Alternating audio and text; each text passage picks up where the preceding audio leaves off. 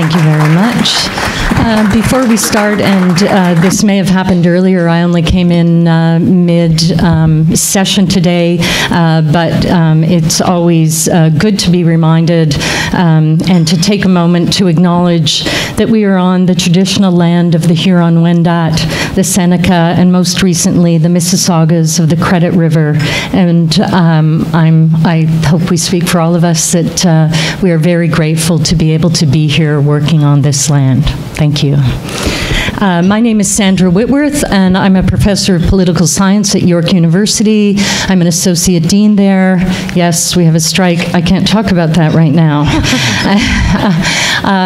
My area of research is gender and international relations, and the title of this panel, which I'm looking for, but I don't have it in front of me, is Feminist Foreign Policy and Security. About 20 years ago, I wrote, one of the things I wrote looked at the way in which one of the foreign policy reviews took into account women or feminist issues. I would not in a million years have been so bold then to say, I'm going to examine whether Canada has a feminist foreign policy. I was just looking for hints of commitments to feminism or acknowledgement of women's issues. And yet here we are in 2018. We have a government in 2015, Sweden, that announced that they would be following a feminist foreign policy. Our own government hasn't actually named the foreign policy as feminist, but we have a formally announced Feminist International Development Assistance Program. I may not have that exactly right. And we certainly have a lot of language around a feminist foreign policy in Canada. What a difference several decades have made. It's an incredible, incredible change. And I'm delighted to be moderating this panel with two experts on feminist foreign policy in 2018, who will share with us some of their thoughts. I'm not going to read their entire bios, but to my far left, Caroline Delany is Director of Planning and Deployments at the Peace and Stabilization Operations Program in Global Affairs Canada. And Leah Sarson is a Fulbright Research Fellow at the Dickey Center for International Understanding at Dartmouth College, and she's a PhD candidate at Queen's University. She's also a member of the board of WIIS Canada. I think we should get to the questions so that we have enough room at the end for questions from the floor. And I have several that I'm going to pose to our two participants and that they'll speak to for a few minutes each, we'll see, but we will leave time for questions from the floor. And the first one is, what does a feminist foreign policy look like? Caroline, do you want to start? We're just debating who should start, but I think maybe I should take the lead just because it is us at Global Affairs that are advancing a feminist foreign policy. I'll admit right off the bat that this has caused a lot of discussion within the department. It's not, while the Swedes are ahead of us in this regard, having a feminist foreign policy is something that is subject still right now to a lot of ongoing debate. I'm going to give you a sense of what we're saying so far, what I also think a feminist foreign policy looks like, but I'm going to caveat that with there's still some final policy work that needs to be done on the part of the department to really articulate this to the public, which will be forthcoming in the next few months. I think the first thing that a feminist foreign policy does is that it recognizes that there are structural barriers to gender equality and to women's empowerment. I think that's a very important starting point, because unlike sort of the mainstreaming efforts of the past, what a feminist foreign policy does and what a feminist approach to international assistance policy means is that we're actually recognizing at the outset that the systems that govern our international community are ones that include structural barriers to gender equality and women's empowerment. I think inherent to that is also other kinds of discrimination. So it's not just about men and women, but also other structural barriers that exist to everyone's full realization of their human rights. And what a feminist foreign policy does is it recognizes that right from the outset. And that leads to the element number 2, which is that it goes beyond analysis and mainstreaming to looking for opportunities to actually address those barriers to gender equality, to women's empowerment, and to enhancing inclusion in general. And looking for opportunities to remove those barriers, whether that be through international assistance, peace and security policy, or even through a progressive trade agenda. The third is that it understands that feminism is not just about add women and stir. A lot of times when we're talking about feminist approaches, there's a tendency to think about it as purely about women's participation. It's much more than that. It's about women's meaningful participation. It's about empowering women to be able to make decisions, to participate in the decision-making structures that exist in the international community, and to also, and in the context of international development, to control the resources that enhance their own lives. I'm going to stress the importance of inclusion and human rights as part of a feminist foreign policy.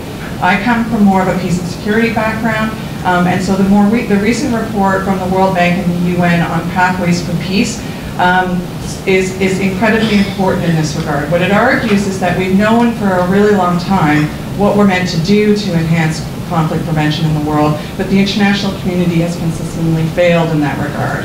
And what it continues to argue is that the development realm in particular has a very important role to play when it comes to conflict prevention. And the reason for that is because inclusion is absolutely essential to conflict prevention. And taking a long-term perspective to understanding how individuals benefit from services or don't benefit from services of their government is important to us being able to understand and improve the way we address conflict prevention in the world. Which is why the feminist foreign policy takes inclusion, I think, to be at its very heart, because it's fundamental to peace and security. So I will leave it there as a summary. Thank you very much, and thank you very much to, can you hear me? Yeah. No. Really close. Can you hear me now? Yeah. So I'd like to echo some of the things that Caroline said, but also recognize that feminism, of course, can be defined in many different ways, and there's a lot of debate within feminist scholarship about what an ideal feminist foreign policy would look like.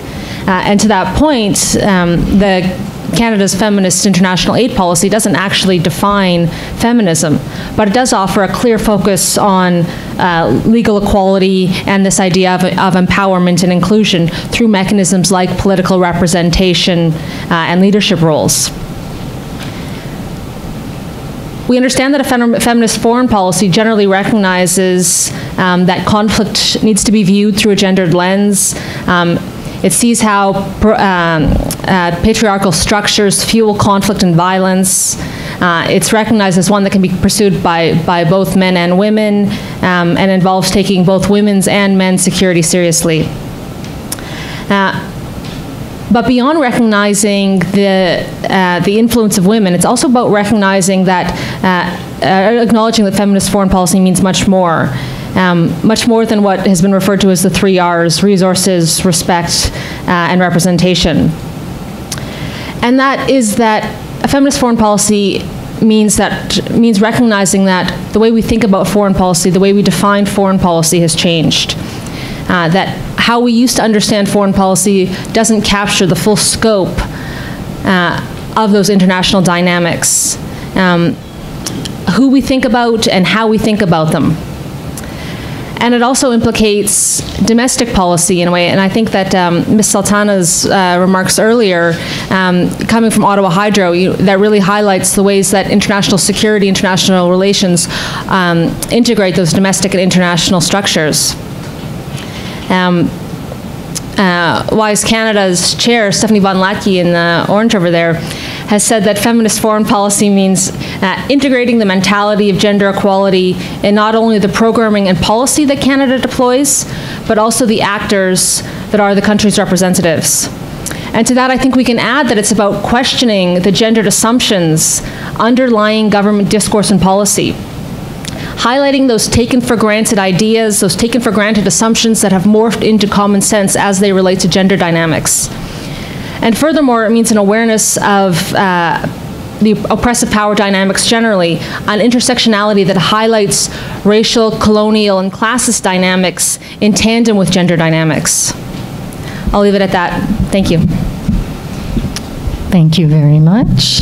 That was very interesting. So you've told us a bit about what you think it is, but you haven't told us why you think it matters, or why do we need a feminist foreign policy? 20 years, I forget how many years ago now, I did some work for the UN. It was on one of the early studies on women, peace, and security, and everyone who we visited said, why do I need to do this? Why? And I'm really busy, and I work really long hours as it is, and if you tell me why, okay, I'll do it, but I really need a clear why. Are you able to answer the... Sure. So, in my mind, the why really focuses... It's very rare that I need to be told to speak louder. In my mind, the why very much focuses on that idea of questioning gendered assumptions. So we understand that traditional foreign policy analysis looks at how politics have been made and how the organization or decision-making processes could be strengthened. But these traditional frameworks leave out or obscure reality, and specifically the reality of women as political actors and gender as a political force. A focus on gender asks us to reorient our focus when we discuss security and international relations. And to that point, a feminist foreign policy shines a spotlight on the corners, into the corners of the black box of foreign policy, to find both the women and the men, and highlight those gender-based assumptions that drive foreign policy. And by doing that, it challenges what's considered legitimate knowledge in foreign policy discourse. Canada's approach thus far is focused on women and girls, but it's also important to recognize that feminist foreign policy includes men, that feminist foreign policy includes varied understandings of gender. And while the aid policy does acknowledge this, gender dynamics, I would suggest, go far deeper.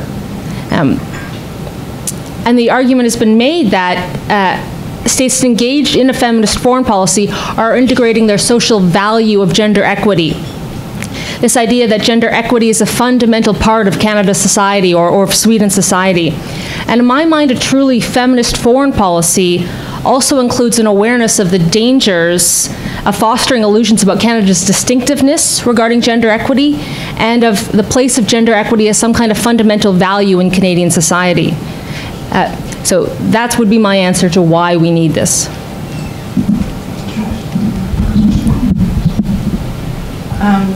My first answer is going to be that 50% of the population is female. I think that it's always important to remind ourselves that there's a tendency sometimes in feminist foreign policy discussions or in the context of the international development agenda, and the same with the women, peace, and security agenda, to find statistics that support the rationale for including women, i.e. when women participate in peace processes, those peace processes are more likely to succeed.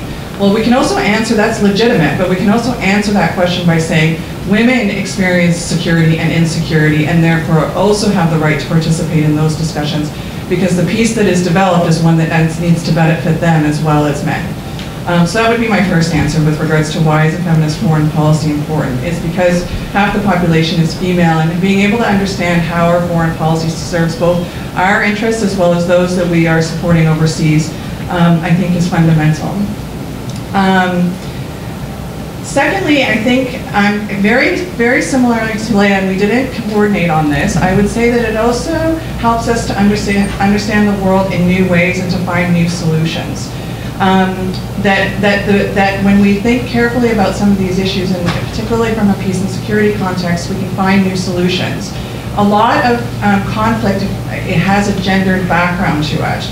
And if we take some time to think about that carefully and to think about a gender-based analysis on our work when it comes to things like anti-crime, human trafficking, terrorism, peace and security issues, generally speaking, when we take a moment to think about the gender dynamics in there, we can understand those contexts a lot better. I'm going to use South Sudan as an example. This is a country where I've spent 2 years in country and then 2 years here working on the development program at Global Affairs. I get confused about where I worked. For a while there, it was DFAT-D, and then it was DFAT, and then it was GAC, and I think I got the order wrong. So, but at that time, we had been amalgamated. I had started in CEDA for South Sudan. By the end, we had been amalgamated into the Department of Foreign Affairs, Trade, and Development. And one of the things I think that's really important about, from a development context in South Sudan was that some of the underlying issues that drove instability were extremely gendered. The question of cattle raiding was driven significantly by young men, where in a cult, I'm going to speak very generally here, so please forgive me, but cattle raiding is driven by an understanding of what it means to become a man. It is driven by a need for men to have an occupation and an employment in a country that doesn't have significant opportunities for young people. And it's also driven by the very, very high bride prices in South Sudan in order to collect cattle and then be able to use those cattle to get married. And so this as an example of how understanding countries and cultures in which we're operating, all of these things are heavily gendered. And so having a gender-based analysis to those things is incredibly important. Thirdly, I'm going to sort of go back to the idea of inclusion as being linked to conflict prevention. So both the Global Peace Index as well as the report that I mentioned earlier, Pathways for Peace, have explicitly linked inclusion to conflict prevention and gender equality to poverty reduction. I think when we think about the nature of the world being incredibly interconnected, that instability in one part of the world affects us, that it creates challenges with regards to terrorism, for example, with regards to migration. Our ability to better handle these issues that come from instability and conflict are incredibly important. And the importance of inclusion to conflict prevention is important for us being able to understand how to make those interventions a little bit more effective in the long term. I'm going to also pose a question which I hesitate to do with two academics on the panel, but maybe I'll do it anyway because you might be in a better position to answer this than I am. But it's also about the question of whether or not increasing gender inequality is actually an indicator with regards to increasing instability in a country. Are countries that are experiencing narrowing space for equalities, generally speaking, including for gender and including for LGBT communities, is this an indicator for a growing level of instability generally? And is that, for those of us that are interested in global peace and security, something to be worth paying attention to as a form of early warning? I think I'll leave it there for now. And I think the quick answer to your question is yes. I can't cite the studies right now off the top of my head, but I think, yes, there's been work that indicates rising gender inequality, targeting of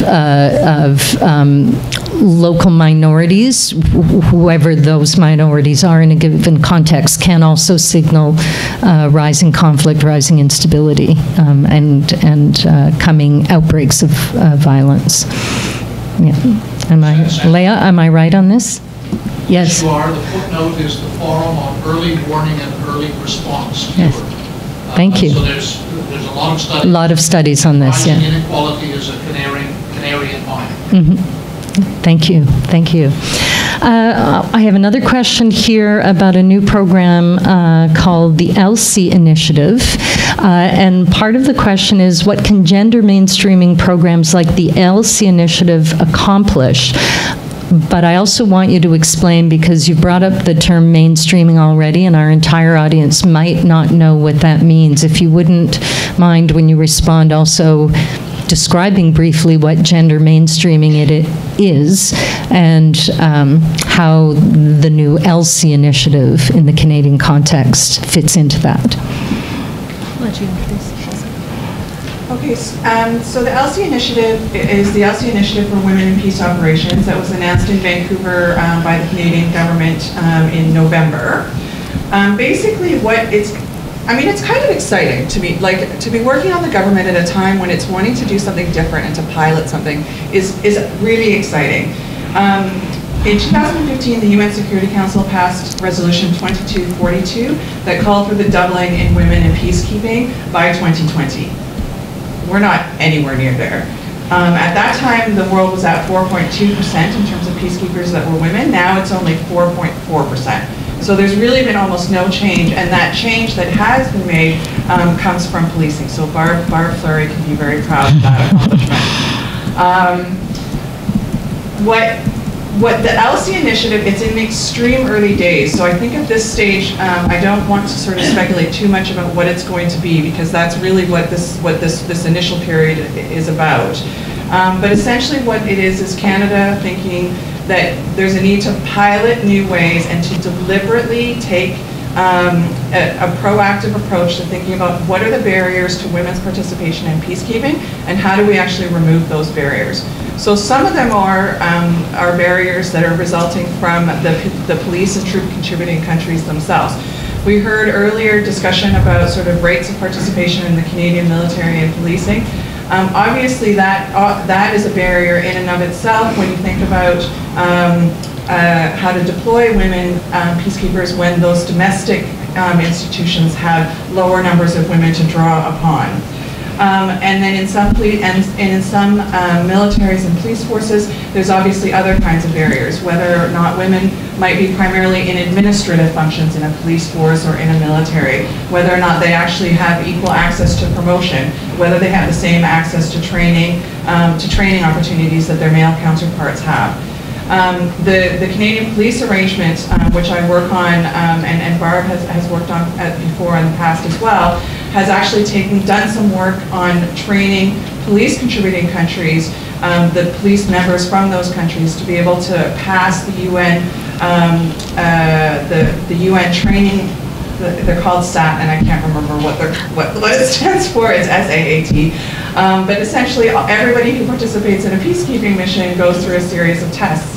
And what we found is that by targeting training towards women police in police contributing countries, we can actually increase the rate at which they pass those tests. And then hopefully at the same time also increase their participation.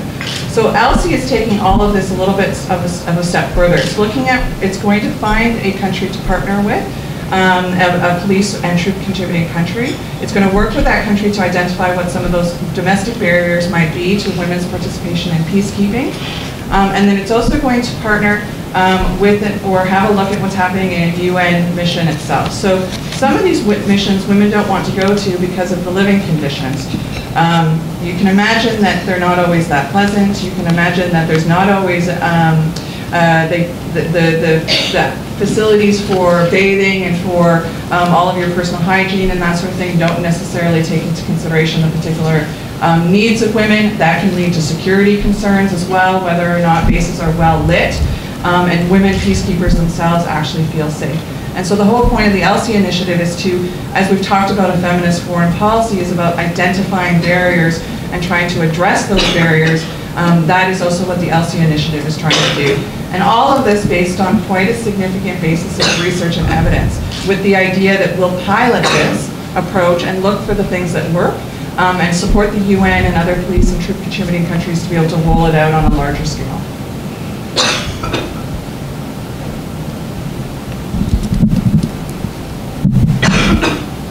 It's interesting that we took a different approach to answering the question. One of the things that I focused on in my response, that as I was taking notes thinking about the question, was the way that the Elsi Initiative highlights the links between policy and scholarship, between theory and practice, especially as it relates to exploring sort of how and why values drive foreign policy.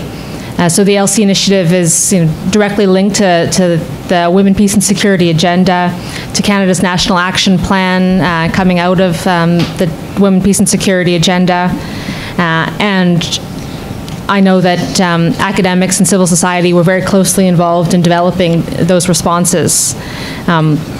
And while the language of the Elsi Initiative, which again is touted as this key element of Canada's as yet unnamed feminist foreign policy, aims to support the agenda for UN reforms and aims to support Guterres' leadership on gender equality, UN Secretary General Guterres' agenda on leadership gender equality, rather.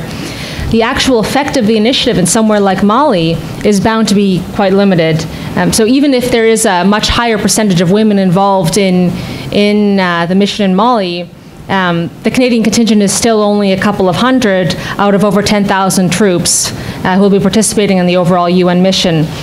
So that leads me to question the value of some of those initiatives, those gender mainstreaming initiatives. Just yesterday or the other day, there was a new article in Foreign Affairs by McKenzie that really sort of dispels some of these, some of the focus on inclusion. McKenzie argues that integrating women into the infantry, she's American, integrating women into the infantry is no panacea for resolving these wider gender inequities and inequalities within the armed forces and within male-dominated institutions. And I think we can extend some of her findings to international relations more generally. We hear this again and again and again when we're discussing feminism. In interviews, McKenzie and her partners revealed that the new U.S. policy put women in what she calls a double bind, where they're trying to establish themselves as equal to men, but they're also expected to emphasize their unique qualifications as women. So they needed to appear both equal and different at the same time, to both blend in and stand out at the same time. And so women were also forced to navigate these social pressures, beyond these professional pressures, women were also forced to navigate the social pressures of being cool and fun and nice versus the requirements of being tough and professional and serious. And so McKenzie and her partners point out, the Canadian experience can also speak to this, that integrating women into particular roles, into particular environments, does not necessarily reduce patterns of sexual harassment and sexual violence, nor does it necessarily resolve issues of gender inequity. And I bring this up specifically because the article emphasizes this idea of adding women and stirring, that simply having women at the table, as you mentioned, Caroline, having women at the table will not neutralize or mitigate entrenched sexism, entrenched structural sexism. The director of Amnesty International Nigeria, Osai Ojigo, defines feminist foreign policy as a policy that transcends the general notion of inclusion of women and aims to transform all spaces in an integrated world. That's how she defines feminist foreign policy. And so claiming that political transformation can be achieved simply by increasing the number of women in spaces like peacekeeping assumes that women are inherently more caring or social justice-minded than men. And of course, this essentialist approach is inherently problematic as well. And in some ways, the federal government's new policies acknowledge these serious issues of structural inequity and unequal power relations between men and women, rather than just trying to integrate women into programs. But again and again, we see this emphasis on inclusion and integration that I think we need to question a little bit. Thank you. Oh, yes. Yep. I told Leah that I thought it was going to be really interesting to have a public servant and an academic on this panel, and I think this is why. You're making me think about things in a slightly different fashion than I'm used to. I don't know how that fits into a briefing note. I think what Leah's raising is a really, really important point. I do think there's value to participation just because you should have participation. When you think about what peace operations are meant to do, representation of the population is also incredibly important. So I would very much agree with this idea that just having women, there's an assumption you hear sometimes, for example, that having more women peacekeepers will lead to a reduction in sexual exploitation and abuse. I think that falls folly to just exactly what you're talking about, which is putting the onus or the responsibility on women to prevent SEA and not recognizing the structural realities that exist that allow those sorts of behaviors to happen. But at the same time, and I think this is where we need to think about who are peace operations meant to serve, and they're supposed to serve the entire community and the entire population of that country. And when they have levels of women's participation as low as they do at 4.4%, I think their ability to serve both men and women in some of these contexts is severely hindered. That doesn't mean it's the answer, but the challenge that we face with regards to women's participation and why women don't participate is one that we need to think very deliberately about, and I think Elsi's trying to do that. And I'm pleased that it is underpinned by this commitment from the government for research and evidence to ensure that it isn't just a case of add women and stir, that there's a real critical look at what prevents women from participating, and is there evidence for some of these things we think the addition of women will help to change? Am I allowed to make two? One is, neither of you mentioned who Elsi is. And for those who don't know, the Elsi Initiative is named after Canadian women's rights pioneer Elsie McGill, who was born in 1905 and died in 1980. She was born in Vancouver. She graduated from the University of Toronto in 1927 and became the first Canadian woman to receive a degree in electrical engineering. She was also the first woman to design aircraft and was in charge of the production of the Hawker Hurricane fighter at Canadian Car and Foundry, which employed 200 women during the Second World War. McGill overcame numerous challenges, including having contracted polio at the age of 24. She was a champion of both women's rights and disability rights. So Elsi McGill, that is who the Elsi Initiative is named after. I didn't know either. That's why I had brought it with me, and I thought it was worth sharing. One of the things I wanted to comment on in terms of the content of what we're, additional content of what we're talking about, there is within feminist thought and within gender and international relations this classic divide. Is our feminism about getting more women into the spaces that, from which they have traditionally been excluded? And will that make a difference? Will it make a difference? Liberal feminists tell us it will, just on equality rights grounds. If there's 51% women, we should have equal representation of women and men in large public institutions. Other feminists argue you bring women in because they act differently than men.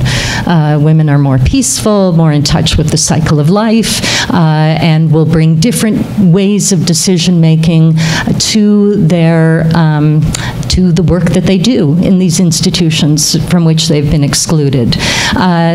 There's also feminism. I think there's a variety of problems with both of those approaches. The latter one assumes that women are all one thing and men are all another. Men really do not look good in this scenario. Women are more peaceful. Men really are not. They're more violent prone. They're not in touch with the cycle of life, et cetera, et cetera. And getting just women in doesn't tell us anything about their experiences, their race, their class, their ethnicity, their religion, their variety of experiences that you know, getting women in by itself doesn't tell us a whole lot. A lot of the work on gender and international relations says feminist approaches matter because they tell us about the ways in which the assumptions and the norms that circulate about both women and men affect all of us in different ways, and depending on where we are, who we are, how we are interacting in the world. In the security example I regularly use when I try to get at it, that's a harder thing to wrap your head around. It's easy to think either of getting women into institutions or thinking all women are good, all men are bad. It's not a nice thought, but getting at how are all of us impacted by the norms that circulate around what is appropriate male behavior, what is appropriate female behavior. It's a harder thing to wrap our heads around. One of the illustrations, but it does impact people everywhere in the world in different ways. But one example I usually try to give to illustrate this is in situations of conflict, men are traditionally assumed to be combatants, and women are generally assumed to be non-combatants. This can affect both of them in profound ways. What are some of those ways? Men who seek to organize around peace, who organize a peace march, for example, are considered suspect because they are probably not really peacemakers, they're probably combatants. Men protected by the UN in safe zones have been killed because it is assumed they are combatants. It is assumed they can't possibly be non-combatants. Women are affected by this since they're non-combatants. They can't possibly know what war making is about, so they don't deserve a place at the peace table.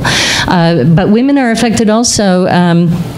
Demobilizing efforts often target men. Let's get the guns, you know, we're going to demobilize, we're going to get the guns away from the men, we're going to find them jobs, we're going to find a way to reintegrate them into a post-conflict society. That has a number of effects on the women who are assumed not to have been combatants. Sometimes they're holding the guns too, and sometimes they may enjoy efforts to be reintegrated in some way, either through work or education or other policies, that they are excluded from because they're non-combatants, whether they were combatants or not. So the assumptions that circulate about what is appropriate behavior of men, sometimes in many conflicts it is they were the combatants, and the appropriate behavior of women, it's assumed they weren't. One doesn't always correspond to the reality of those actual men and women.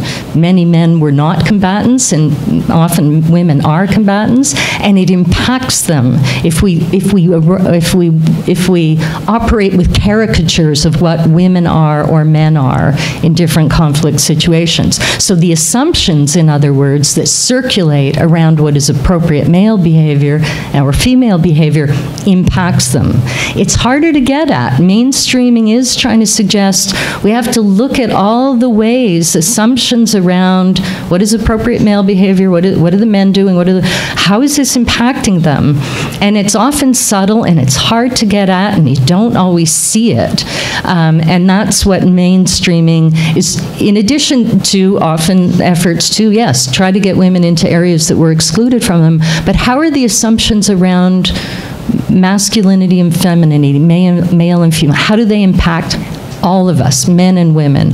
And feminists who work on gender, that's one of the ways in which they're trying to say feminism matters to both men and women. It's not just about women. It's and matters, makes us look at the varieties of women's and men's experience across time, place, and etc. Sorry for... No.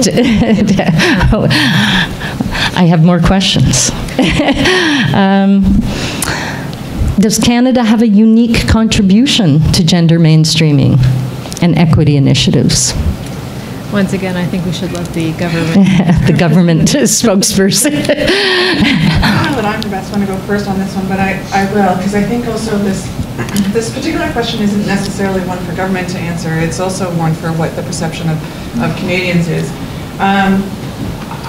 I'm going to make one, I really like how you've just described sort of, and I think that's, you've captured quite clearly, I think, some of the discussion that we were just having in terms of the question of women's participation versus sort of changing cultures. When I was reading up to get ready for this, I'm going to highlight one thing which I think is more of a usage question on the part of public servants when it comes to the term gender mainstreaming. Because I think the feeling of the feminist foreign policy is that it's different than what we've done before. Because gender-based analysis has been part of the government, we've been required as public servants to do gender-based analysis for a number of years now. It predates quite significantly the feminist foreign policy. Gender mainstreaming existed in CETA for 30 years before we had a feminist foreign policy. So what's the difference now?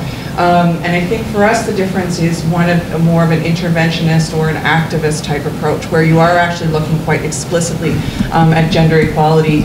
And the way we would maybe describe it now and compared to more recent years is that gender was mainstreamed into everything that we did in the past, but there wasn't, on the international assistance side, there wasn't a specific, we like to have themes and action areas. There wasn't a specific action area for gender equality.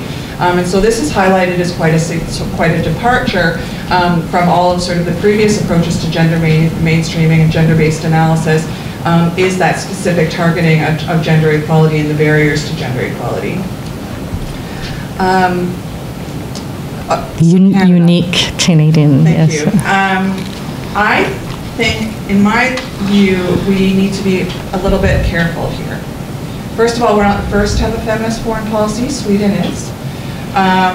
Secondly, I think that we also need to recognize that we have a lot to learn when it comes to gender equality and the advancement of women. And it's very important when we move forward with our feminist foreign policy that we're doing so in a way that recognizes that everybody's got something to contribute to this discussion.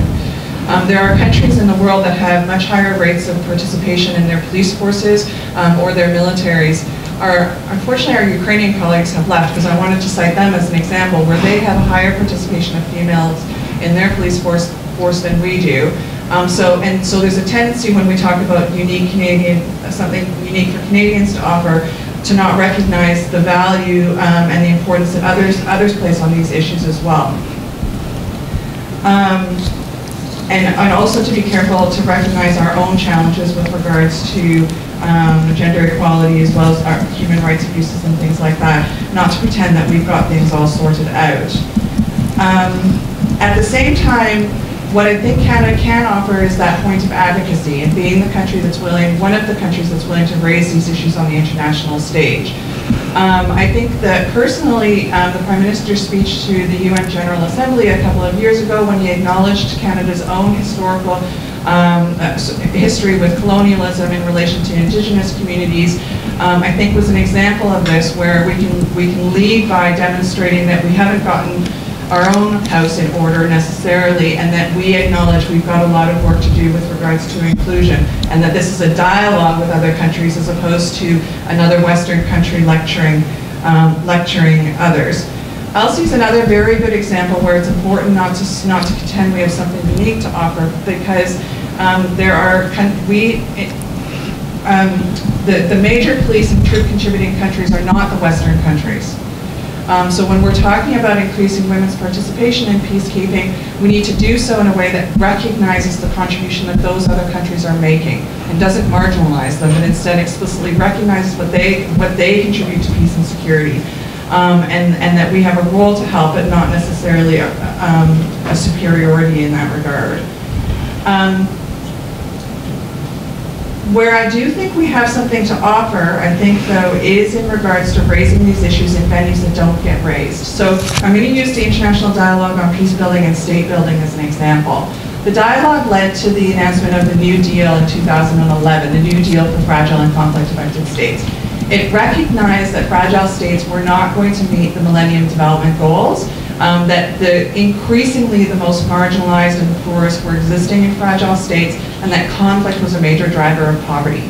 And that the focus of the Millennium Development Goals didn't recognize the things that were undermining stability in those countries. Things like political legitimacy, justice, and security sector reform. And that development actors tended to underfund those areas of work.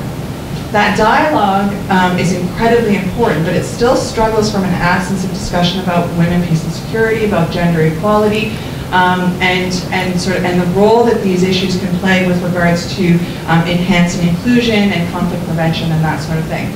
This, to me, is an example where Canada can play a role, along with other like-minded countries, for raising these issues in venues where they don't traditionally get raised, for reminding people that security means security for women and girls as well as men and boys, for talking about the gender dynamics that come into play when it comes to conflict, and what drives conflict or what doesn't drive conflict, and for discussing quite explicitly in those international venues that discuss peace and security what it is that men and women experience when it comes to expectations of society,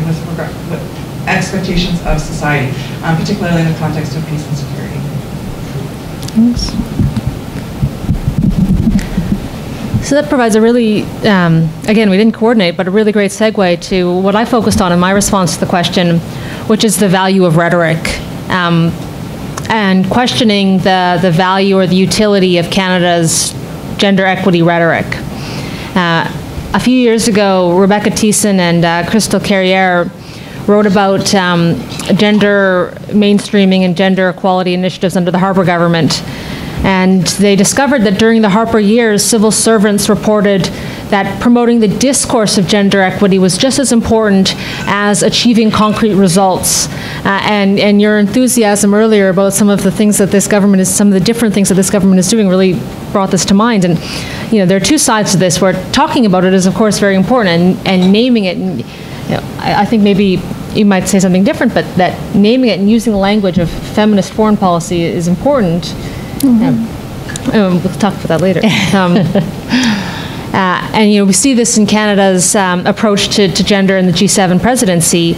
And we continue to highlight gender equity as a Canadian value with all that entails. C.W. Belanger mentioned her gender equity values as a Canadian earlier. And Caroline mentioned this earlier, and I have to say I was surprised to hear it a bit. But there's this powerful effect that this values discourse can have to obscure the truth, that the presentation of gender equity as a core Canadian value that drives Canadian foreign policy can also serve to obscure the ongoing marginalization of women in Canada, especially women of color and Indigenous women. And this deeply entrenched view of Canada as the good international citizen, talking about feminist foreign policy can be part of that, but it can also close off space for conversations about how the Canadian state hinders opportunities for gender equity. And so talk of gender equity as a core Canadian value also has the potential to erase the agency of women on the other side of feminist foreign policy or feminist aid policy. Canada's new aid policy aims to, quote, equip women in Arab countries for more active roles in politics, at the heads of companies and in other decision-making spheres, providing training for women in Jordan, Morocco, Tunisia, on leadership and management skills, as well as journalism and public speaking, in addition to teaching women how, quote, their region's political systems work.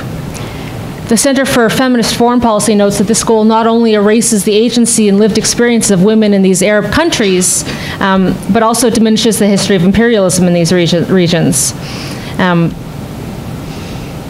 And furthermore, the approach also separates women artificially separates women into separate spheres of women in the West and women in the East.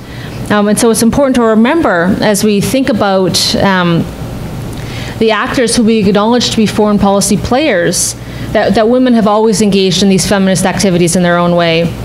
And of course, the Canadian government has also been accused of instrumentalizing women, instrumentalizing this idea of feminist foreign policy as a tool that the government employs to distinguish itself from the previous government. This is also an accusation that's been leveled against Wallström in Sweden. And yet we do see the Trudeau government making these important changes, like stepping up to ensure the full spate of reproductive health options for women in aid recipient countries, after the United States implemented its global gag order that stripped health care to women and cut services for infant and child health. And the government's willingness to contribute to the conversation about gender dynamics and feminism in international relations and security holds much promise, but I think that there's a limit to the power of this rhetoric. And I'll leave it at that. Our last question was actually on the feminist international assistance policy, which you've already mentioned, but I see, Caroline, you writing notes. Would you like a chance to respond to some? I can answer your next question. That's really the last one. So, and it was more just feminist international assistance policy.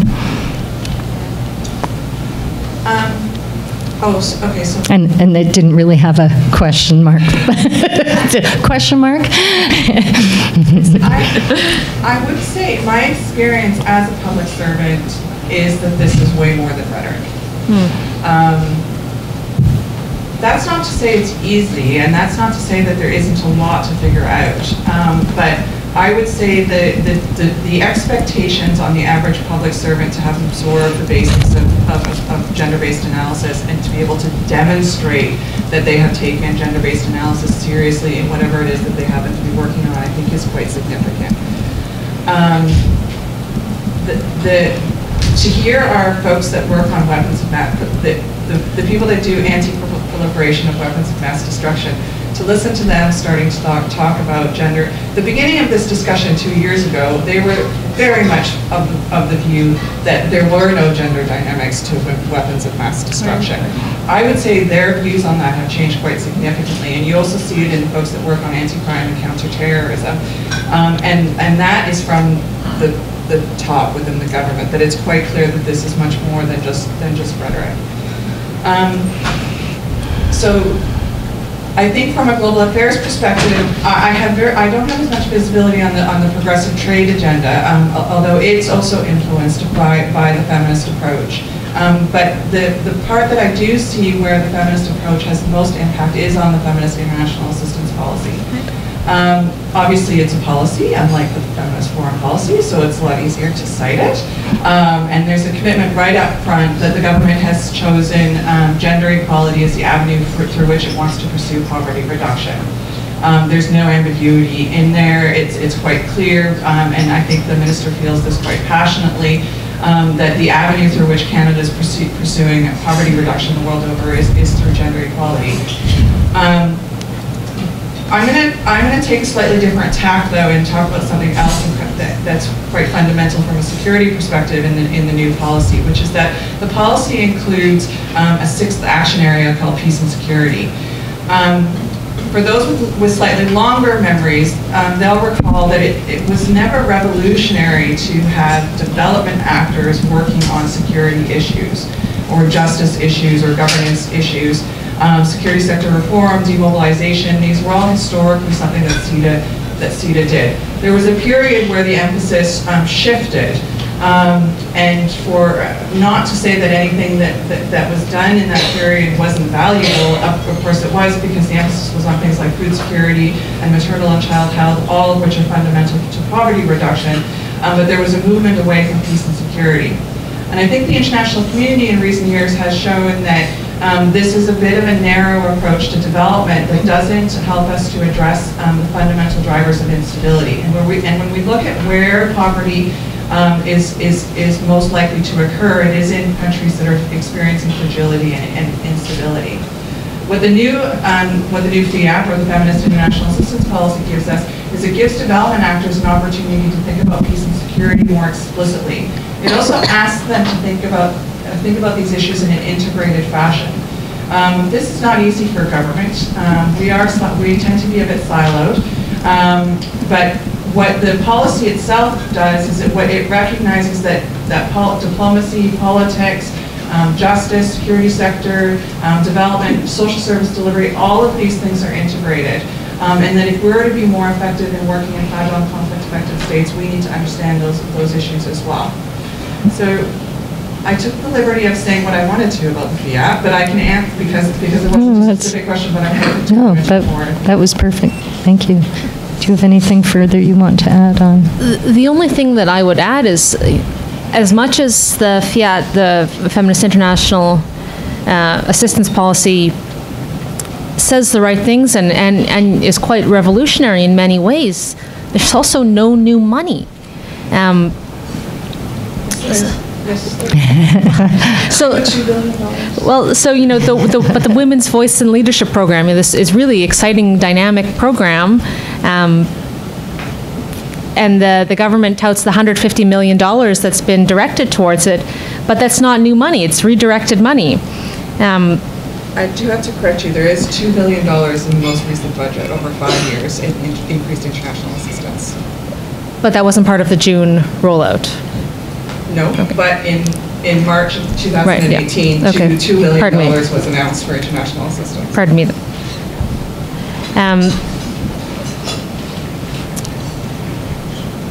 Is that money going towards the women leadership?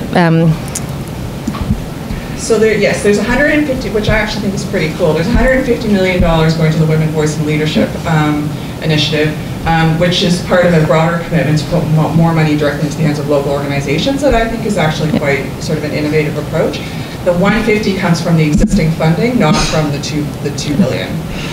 But the $2 billion is still to be determined. We need to do some policy work to figure out what that money will actually go towards. Okay, thank you. I'll leave it there. Okay. All right. We have about 20 minutes left. Those were the end of my questions. We have about 20 minutes left, and we have time for some questions from the floor if people would like to pose any. Tall. This was an incredibly rich discussion, so thank you, all three of you. Also, I think Dr. Whitworth added some very important material there for the audience. My question is because we are taught to think about diplomacy, development, and defense together, and I think that's especially important in the realm of conflict prevention and conflict resolution. But today we haven't had too much of an opportunity to talk about what feminism might mean for the defense policy side of things. And there were defense consultations, there were consultations on the National Action Plan, and I think that you all clearly laid out to us what the vision for Canada's international policy is with kind of the feminist perspective weaved into it. But I really see these three tracks as necessary in terms of their integration to fulfill the goals of conflict prevention and conflict resolution. So my question to all three of you, really, because I'm sure you all have to say something to say on the topic, is what would a Canadian feminist defense policy look like? So far, we've looked at the issue of sexual misconduct and female representation within the armed forces, including in operations with UN and Elsi. But more broadly than that, what does a feminist defense policy look like?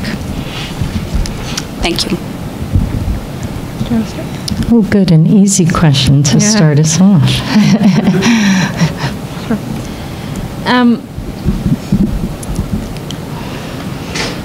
I think that perhaps Dr. Whitworth, closer to the.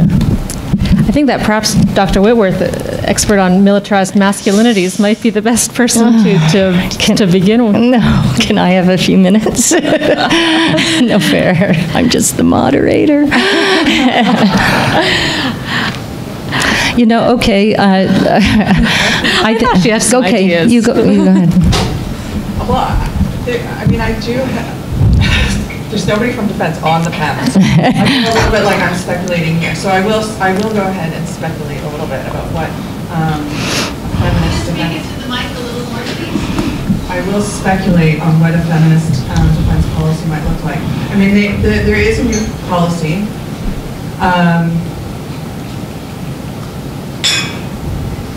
So. Go ahead. Okay.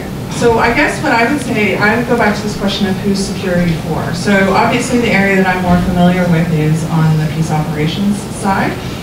The Canadian government has announced a new approach with regards to peace operations. D&D is obviously, and the Canadian forces are obviously quite significantly implicated by that. I would say that a feminist approach to this increasing our engagement with peace operations is how you're seeing it play out, which is being transformative. So some of that is related to how women participate within our own forces, how we support others to participate, how we partner with the big troop contributing countries to be able to increase the number of women that they're deploying. I think this is also transformative with regards to thinking about the fact that what we want to contribute through our new engagement on peace operations is supporting the UN to have more predictability with regards to key enablers. And changing and creating in a system by which the UN is actually better able to respond to the needs on the ground by having predictability of those key enablers, whether they be helicopters or hospitals or whatever it may be. I'd say that's how I would focus on an answer to the question is regards to being sort of transformative with regards to our approach to peace operations on the defense side. My response is perhaps a little bit more theoretical. The first thing that comes to mind for me is that many feminist international relations scholars would perhaps suggest that there's an inherent contradiction in the idea of a feminist defense policy. But that makes me think of John Holmes's dictate that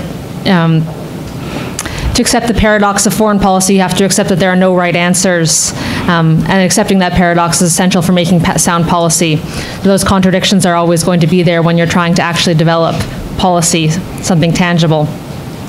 So I suppose in response to your question, I would go back to my original definition of feminist foreign policy, which is the feminist act of questioning the assumptions that are built into the way that equity and equality are integrated into the CAF and other elements of Canada's defence policy. And I'll leave it there and pass it on to Sandra. I really like that answer in that it highlights. I really think I think feminism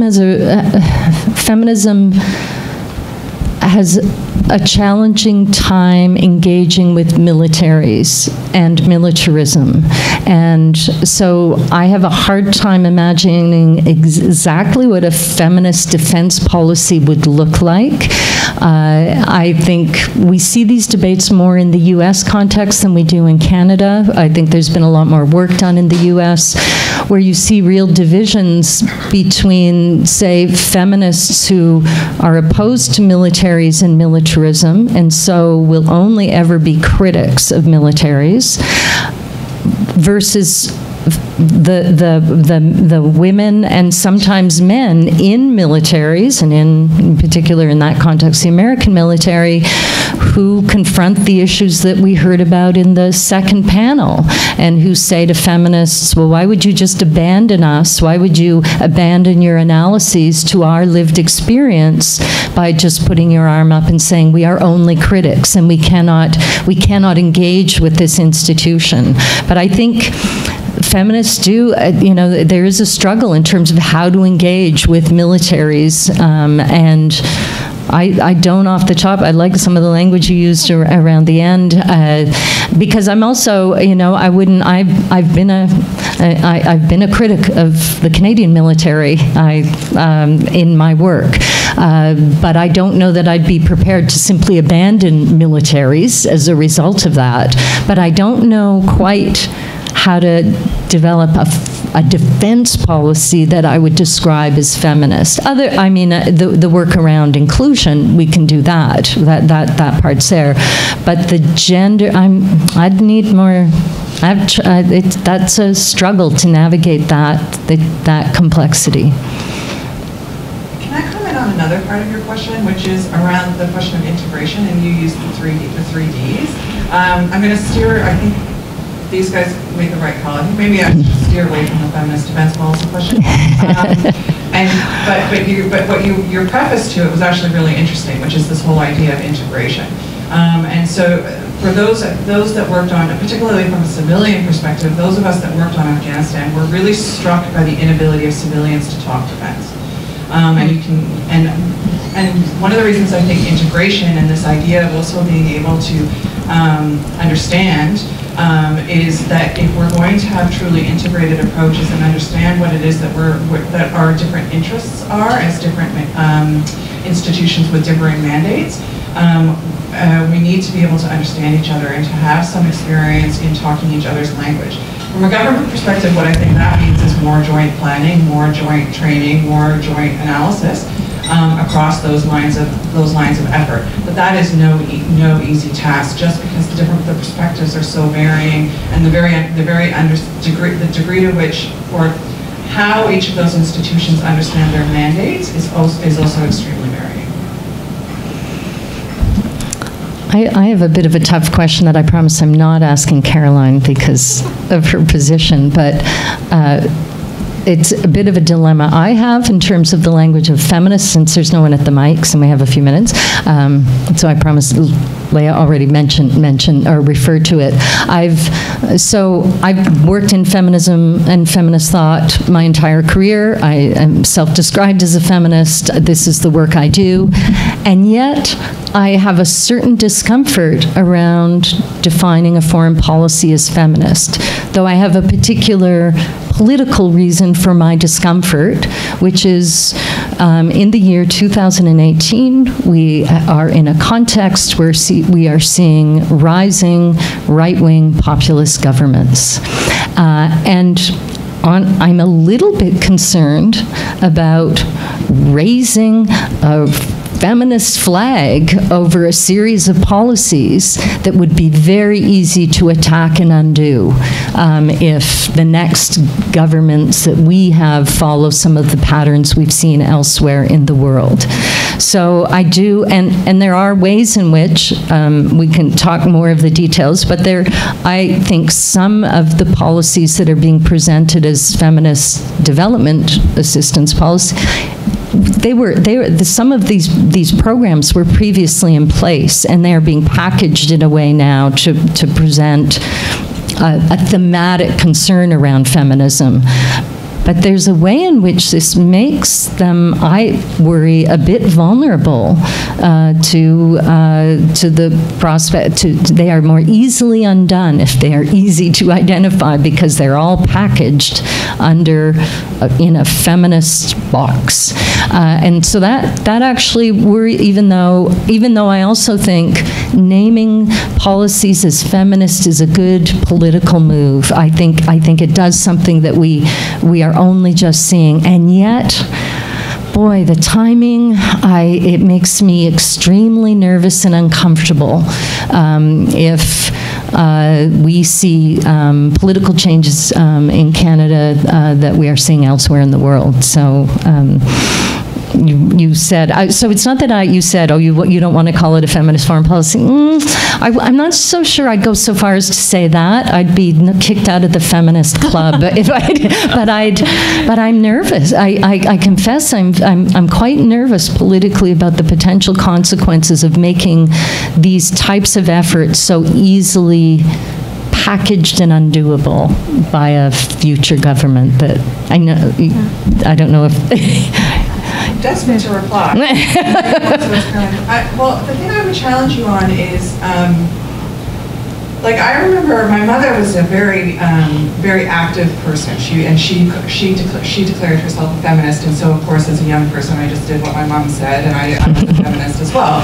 And then I remember another woman in my life at that time, who I won't out, said, "I'm not a feminist," and so I wonder if. I would just challenge the idea that in this day and age, is it not important to be forward-leaning on some of these issues in order to demonstrate? When we talked earlier about what's Canada's role, I think it is in this context to be willing to sort of raise these issues in venues that they're not normally raised. I find that side compelling, and I'm also very it's a double-edged sword that I think we're walking on, that I'm just nervous. I completely, yes, that we'll have to come back in 10 years and see. Yeah. And, well, and those nerves are very understandable. If we think about this the switch to the Harper government in 2006, 2007, 2008, and the erasure of the language of gender equality, with the replacement of the language of gender equality with the language of equality between men and women, and the differences between those two phrases, I think your nerves are very legitimate. And while I have the mic, before I forget, in case you're looking for me, there's a bit of an update in my bio. The PhD is a few years behind me. Oh, I was thinking that didn't fit. Yeah. And I'm now based here in Toronto, but if you're looking for me, I'll be in the Department of Political Science at Dalhousie in September. So great. Yay, congratulations. Well, I've been listening to this, and I do have a question, and it's basically, is this the new imperialism? You're looking at interfering in other countries, in their cultures, and I'm sure that you'll have a ton of peer-reviewed journals, and you definitely believe. So the three guys over on the wall there, they definitely believed. So what is the difference between this and going in and interfering in other countries? Instead of using a military, you're using your economics, you're using soft power, it's still power, and you're forcing them to do things they may not really want them to do. I'm sure you think it's just, but is it just another form of imperialism, like certain forms of environmentalism that become very imperialistic? As a joke, if you really think that, we can kit you out. We have the pith helmets and the red uniforms downstairs. So. I think this is a really good question because there's a risk of it. There's a risk in all of these sorts of endeavors and in international systems in general of what you're raising. I don't think that taking a feminist approach or explicitly identifying gender equality as an objective, however, has any more risks than any other types of endeavors when we sort of go into countries and say that we're reducing poverty. one of the things I think that it's really important for us to remember is that, and we don't always do that. Leah's just quoted some language in the Middle East that I think is a really good example of perhaps how not to approach these issues.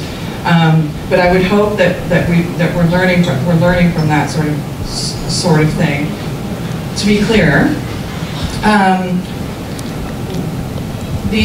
all international assistance needs to be driven by the interests on the ground. It needs to be locally owned, and it needs to be driven by people who actually have ownership over it and have identified what their needs are, as opposed to us going in there. This is no different in that regard. The Paris Principles for International Development have been in place for an extremely long period of time, and they've told us that the way to achieve sustainable development is to ensure that it's locally owned and driven. This is the same sort of thing.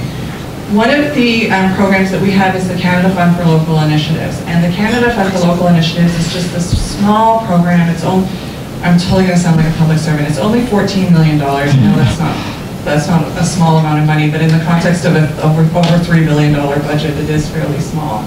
And it recognizes that you achieve the most significant results when you put money directly into the hands of the individuals on the ground that are living in those communities.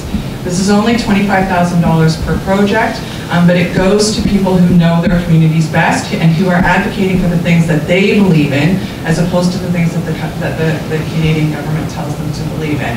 So no, I don't agree with you that this is a new form of imperialism. With development, there's always a risk of that, but if it's done correctly and it's driven by people's interests, and we're not going in there and imposing our beliefs, but instead empowering people in those communities to achieve their own rights, then I still think it's the right thing to do. In the interest of time, I also jotted down the Canada Fund for Local Initiatives in my response, and jotted down the idea of recognizing the agency of the people, the women on the ground, and that feminism means lots of different things, and going back to this original idea of questioning assumptions. But there are two other questions, so.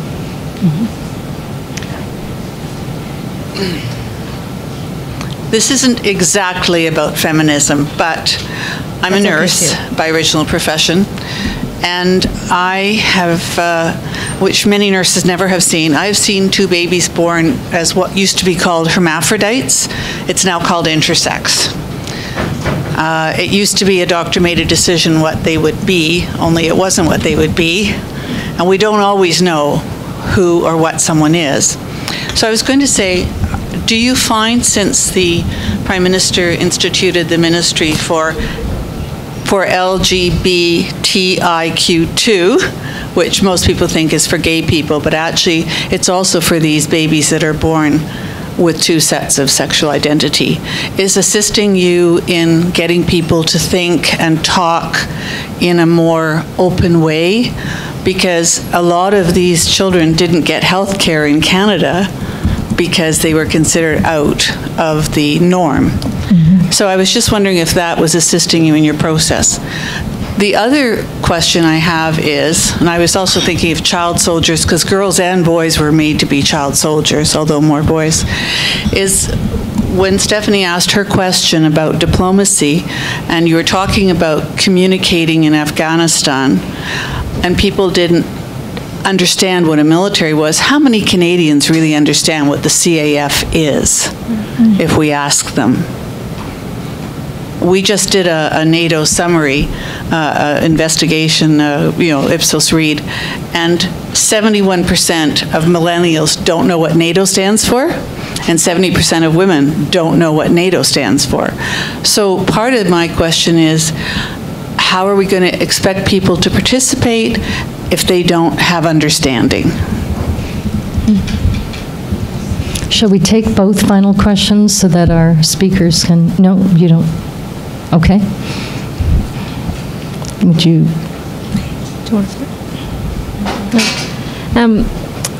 I would suggest that you're absolutely right. And that a feminist foreign policy, a feminist policy more generally, recognizes the full spectrum of what gender actually is. And one of the criticisms that has been levied against the feminist international assistance policy and some of the language more generally is that it does emphasize gender as men and women rather than gender as, again, the full spectrum of what gender can be. As for your second question about how we expect people to participate if they don't have understanding, I would say a couple of things. One, that the way we understand foreign policy generally is changing, that what we understand foreign policy to be is changing. So for perhaps many people, perhaps many of my students, foreign policy is about much more than NATO, much more about some of those traditional allied relationships, perhaps much more about domestic issues or other issues that are closer to home for them. So I think that while you're absolutely right, there are limitations to participation based on understanding, it's also important to recognize the other side of that, I think, which is that the way we understand foreign policy is changing fundamentally. You don't really have... No, I mean, I think on the LGBTQ discussion, yes, I do think that there's increasing space to discuss these issues. I think from a peace and I'm going to go back to one of the points that I made earlier, which is that I think from a peace and security perspective, this is also one of those warning signals with regards to communities that are specifically targeted in countries where there's shrinking space for inclusion and diversity, and that from a conflict prevention perspective, that's quite a worrying sign. And so having sort of a feminist foreign policy creates space to understand these issues and to think about them more deliberately. How people view the CAP and NATO is less of an area that I'm familiar with, but certainly it speaks to a need to increase awareness in order to have more educated discussion with the public. Thank you. Thank you. Any final questions? No? Okay. Well, thank you, everyone. That was an interesting set of questions and interesting comments from the panel. Let's thank the group.